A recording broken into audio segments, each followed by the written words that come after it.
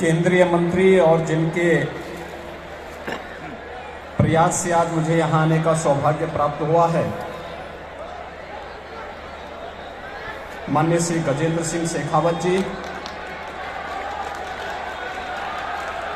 आचार्य स्वामी अभयदास जी महाराज, नीलकंठ महादेव मठ के श्री महंत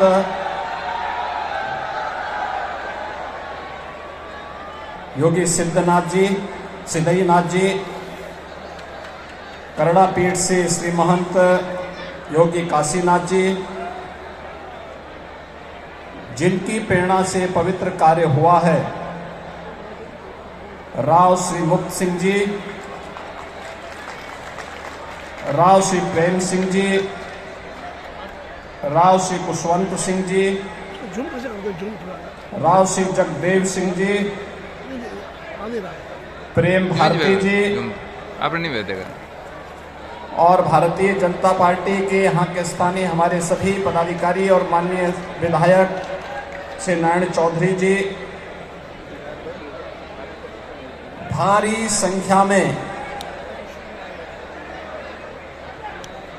भीनमाल जालोर के इस भव्य समारोह में उपस्थित सभी श्रद्धालुजन, उपस्थित भाइयों बहनों, आज मेरे लिए बहुत सौभाग्य का विषय है कि मुझे 1400 वर्ष प्राचीन इस भव्य मंदिर में पुनरुद्धार के इस कार्यक्रम में आप सबके साथ न केवल इस पूरे यज्ञ को सिद्धि में बदलने के इस आयोजन के साथ सहभागी होने का सौभाग्य प्राप्त हुआ है, बल्कि एक ऐसा कार्य जो 1400 वर्षों के उपरांत होने से एक नया संदेश देश के अंदर जाने वाला है। आप सब जानते हैं कि मर्यादा पुरुषोत्तम भगवान श्री राम ने लंका पर विजय प्राप्त करने की शुरुआत की थी रामेश्वरम में ज्योतिर्लिंग की स्थापना करके, और भीनमाल में श्री नीलकंठ महादेव के इस भव्य मंदिर के पुनरुद्धार कार्यक्रम के बाद यह तय हो गया है कि अगले 1 वर्ष के अंदर अयोध्या में भगवान राम के भव्य मंदिर में भी रामलीला विराजमान होने वाला है।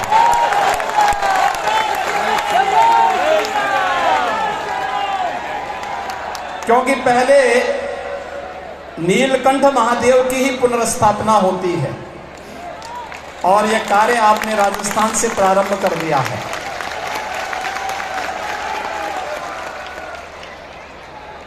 राजस्थान की धरती धर्म और कर्म का,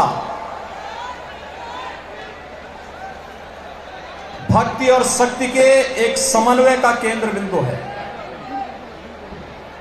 धर्म के वास्तविक मर्म को अगर समझना हो तो राजस्थान का आकर के दर्शन करो।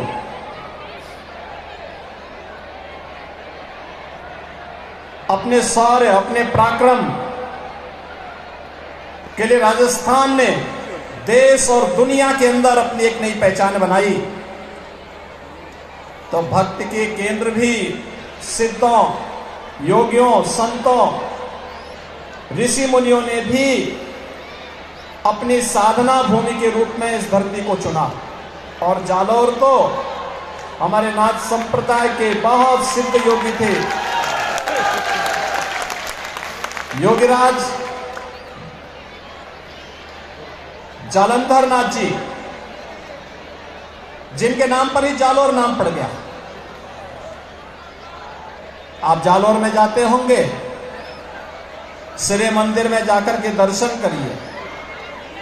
क्या भव्यता है, क्या दिव्यता है, क्या सिद्धि का आध्यात्मिक ओज है। यह भी हम सबको वहां देखने को मिलता है। और जालौर की धरती पर इसी परंपरा को पवित्र करने वाले योगीराज पीर शांतिनाथ जी महाराज का सानिध्य भी एक लंबे समय तक जालौर वासियों को प्राप्त होता रहा। आज वही परंपरा आगे बढ़ रही है और आज मेरे लिए यह अत्यंत महत्वपूर्ण है कि इस मठ में आज सिद्ध योगी पूज्य भलई नाथ जी महाराज के भंडारा आदि का कार्यक्रम भी यहां संपन्न हो रहा है। नाथ संप्रदाय में और योगी परंपरा में संतों सिद्धों योगियों की परंपरा में भंडारे का अपना एक महत्व होता है, वह भी आज संपन्न हो रहा है। मुझे आपके साथ इस कार्यक्रम में सहभागी होने का अवसर प्राप्त हो रहा है। मैं इसके लिए इस पूरे कार्यक्रम में मुझे यहां पर आने के लिए आमंत्रण देने के लिए केंद्रीय मंत्री माननीय श्री गजेंद्र सिंह शेखावत जी को, श्री मुक्त सिंह जी को, श्री प्रेम सिंह जी को और उनके परिवार के सभी सदस्यों को मैं हृदय से धन्यवाद देता हूं। और आप सभी भीनमाल के श्रद्धालुजनों के प्रति मैं आभार व्यक्त करता हूं कि आप लोगों ने जो उत्साह दिखाया है, यह उत्साह हम लोगों को एक नई ताकत देता है। पूरी मजबूती के साथ धर्म के पथ पर चलते हुए अपने कार्यों के निर्वहन करने की एक नई प्रेरणा हम सबको प्रदान करता है। और आज मुझे प्रसन्नता है, इतना भव्य आयोजन पिछले 11 दिनों से लगातार यहां पर चल रहा है। शेखावत जी अपने व्यस्त कार्यक्रमों में से समय निकाल करके स्वयं लखनऊ आए। मैं उनके आमंत्रण को अस्वीकार नहीं कर सकता था। फिर बीच में उन्होंने फोन करके भी पूछा, कहा कि आपका अभी तक कार्यक्रम पहुंचा नहीं है। तो मैंने कहा नहीं, अब तो मैं जरूर ही वहां पहुंच रहा हूं, आप चिंता मत करिए। और आज भाइयों बहनों, मुझे आप सबके बीच में आने का सौभाग्य प्राप्त हुआ है। यह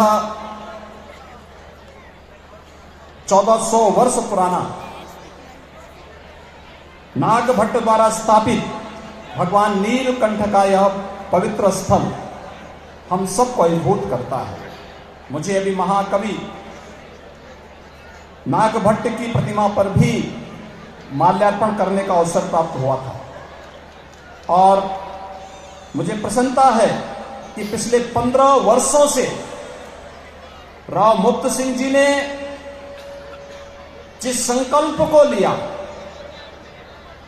वह संकल्प आज इतना भव्य मंदिर के रूप में भीनमाल के श्रद्धालुजनों के लिए, जालौर के श्रद्धालुजनों के लिए, राजस्थान और देश और दुनिया से आने वाले श्रद्धालुजनों के लिए यहां पर भगवान नीलकंठ के इस पवित्र शिवालय के दर्शन करने का इस भव्य मंदिर में अवसर प्राप्त होगा।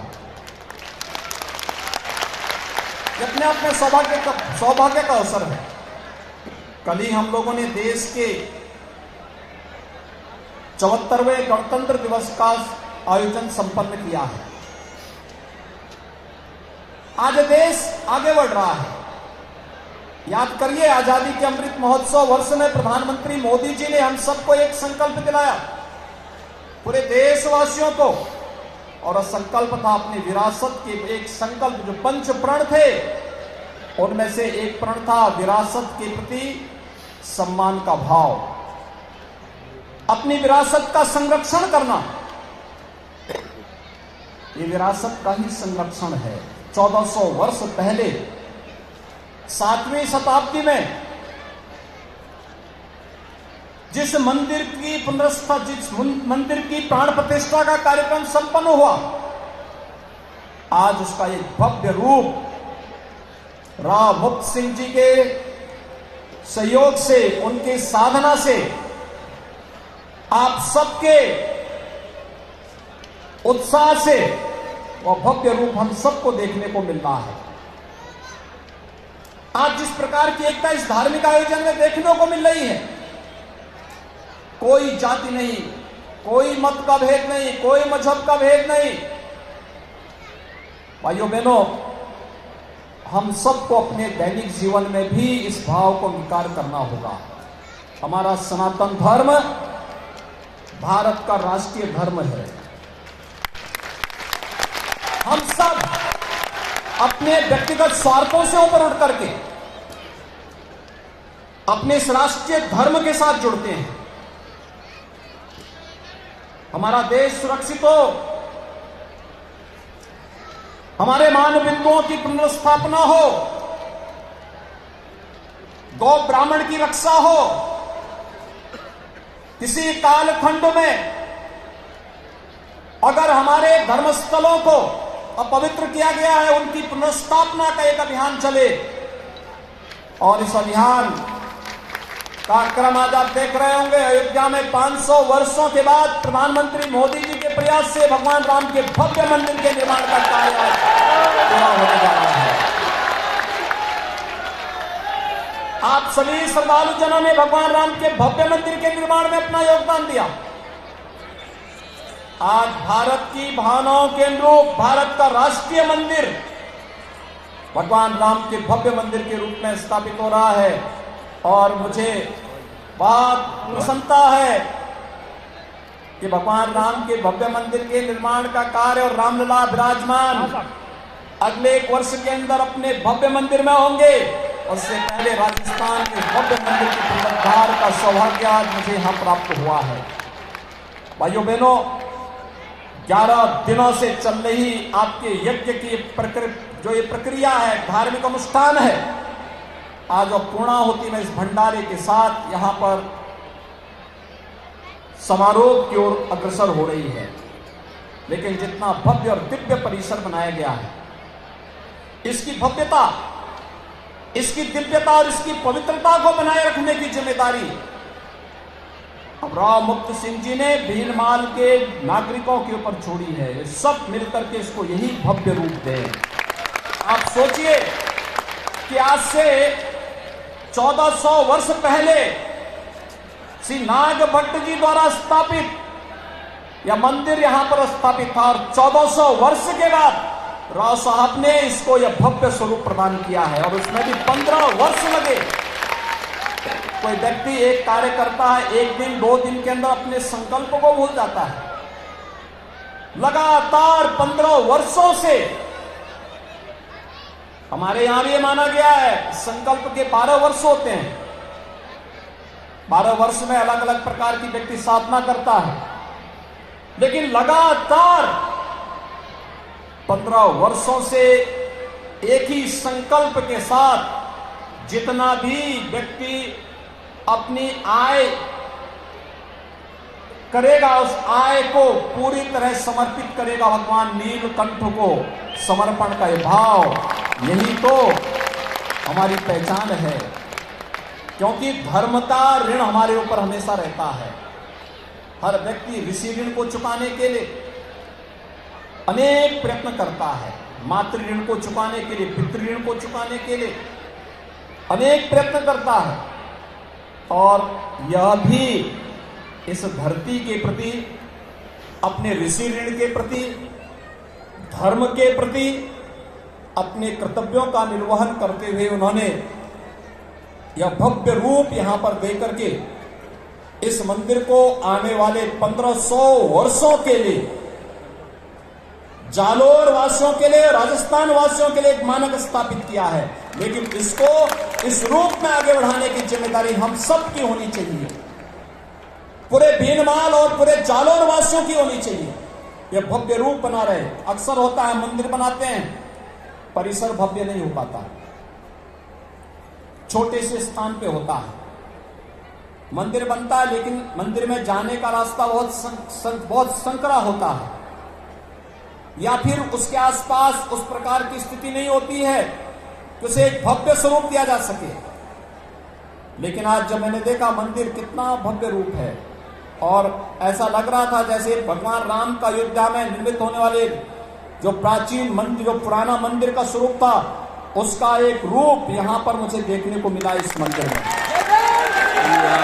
आप सोचिए 15 वर्ष पहले संपन्न हुआ था और आज यह मंदिर अपनी पूर्णाहुति के साथ यहां पर भव्य उत्सव के साथ यज्ञ आयोजन के साथ एक कार्यक्रम आज यहां पे संपन्न हो रहा है। मैं इसके लिए राव साहब के पूरे परिवार को, आप सभी भीनमाल के श्रद्धालुजनों को, मंदिर समिति से जुड़े हुए सभी पदाधिकारियों को हृदय से बधाई देता हूं। अपनी मंगलमय शुभकामनाएं आप सबके